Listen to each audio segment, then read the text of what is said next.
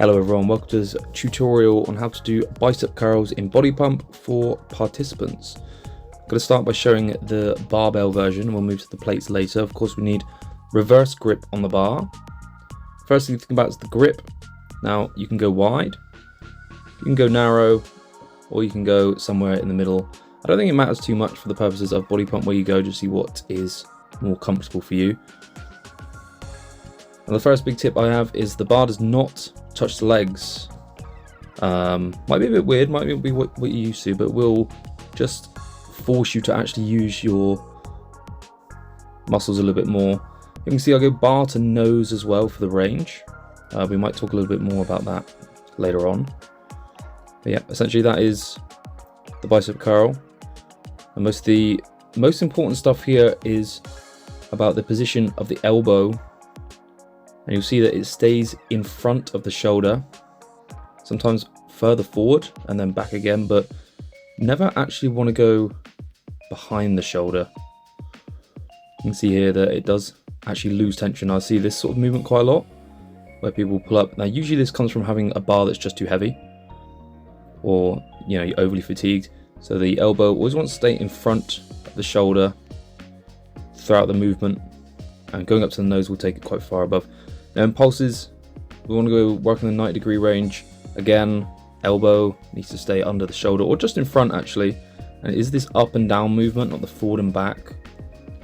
I see this quite a lot. Yeah, it's not great. Same with bottom halves here. We just lock the elbow in place. It's all about that pivot point. And again, we don't want to be moving that elbow back. Just good posture, full range of movement, and that's our positions here, whether it's at the bottom or going all the way to the top.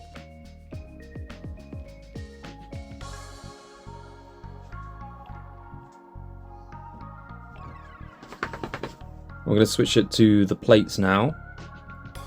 Just show some of the differences here and some of the other big no-nos.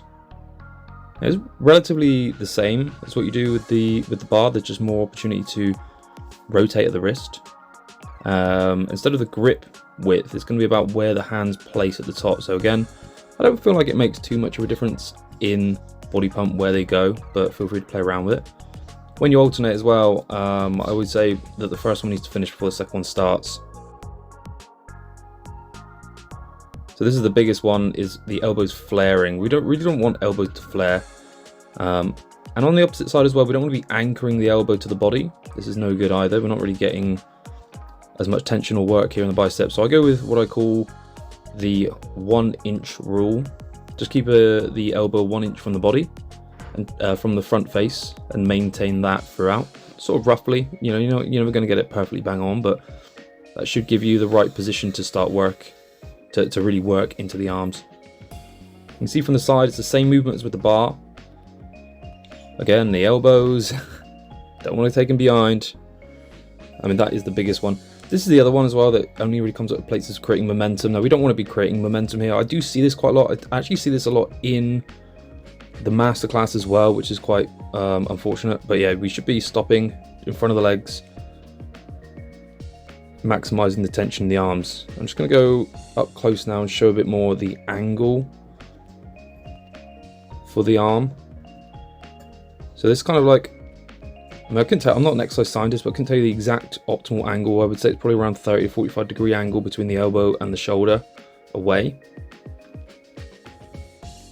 In the opposite direction, you have less tension in the bicep, which would be, of course, a waste of time to do. So we want to keep the tension to work the arm. And that is about it for this tutorial. Thanks for watching. Please subscribe for more. Cheers.